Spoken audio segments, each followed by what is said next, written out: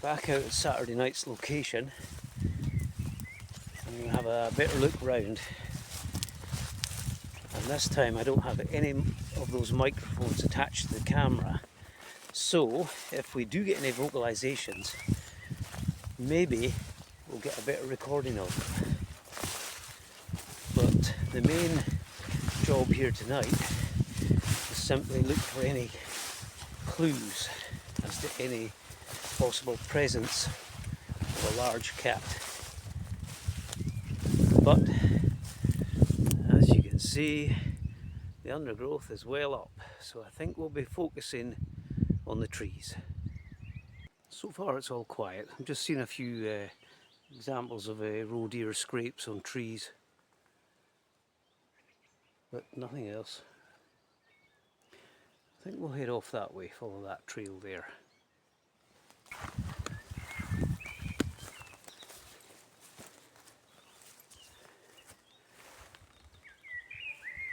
Now, of course, those vocalisations were, what, 5 nights ago now?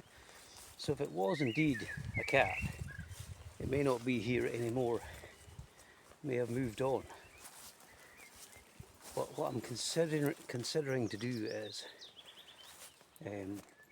I've got a couple of linen bags full of, what the hell do we call it again? Valerian, I think that's what it is. It's a herb, it stinks to high heaven. Apparently cats like it. So if I think it's worth putting them up here, along with a couple of cameras, I will. It'd be good to get them out of my bag anyway, because my bag's absolutely stinking because of it. Right, onward. We're actually heading into the area where I believe the vocalisations were coming from. I was actually here a couple of years ago on a very dark moonlit night, and nearby I was standing on this rise, and I had a thermal with me, and I looked ahead of me, couldn't see anything, lowered the thermal, put it back up, and there was this very feline-like shape on a smaller rise about 30 yards ahead of me, and I just crapped myself, because you would say, looking at the silhouette that I was seeing, it was like a cat standing side on with its head down looking like that, and I just thought, that's it, I'm out of here.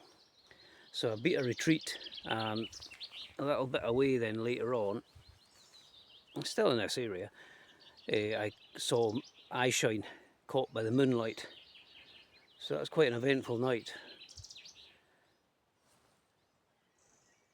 And this is where, in the last video, if you saw the picture of the cat, this is where that picture was taken, in this area.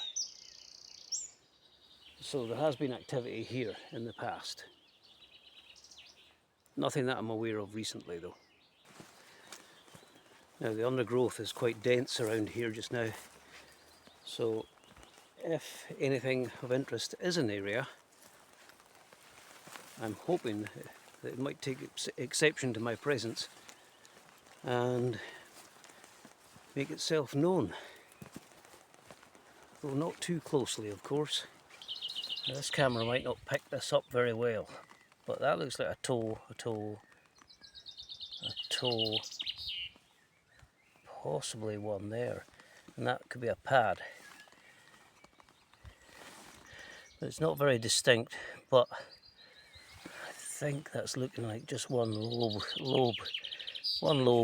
at the front, so canine, I would say.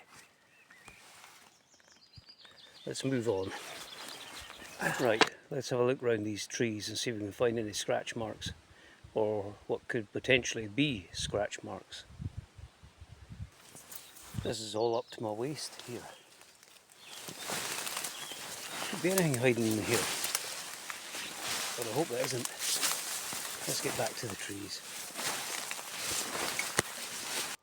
Now that tree there is where a cat was standing when it was photographed a couple of years ago. So what I think I might do is set up a couple of lures with a camera and just leave them for a few weeks to see if we catch anything.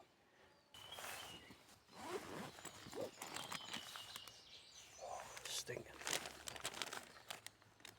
glad to get this smell out of the bag. Right, there's a couple of bags of that valerian stuff set out, and I'll just angle a camera to watch this area. Right, there's that camera stashed. So we'll come back in a few weeks and check it. I'm just going to have one camera here just now, and where I put it, previously I had trail cameras, and I know that we'll get fox, feral cats, and of course rabbits as well, and if we're lucky maybe a roe deer. If we're really lucky, something a lot more interesting.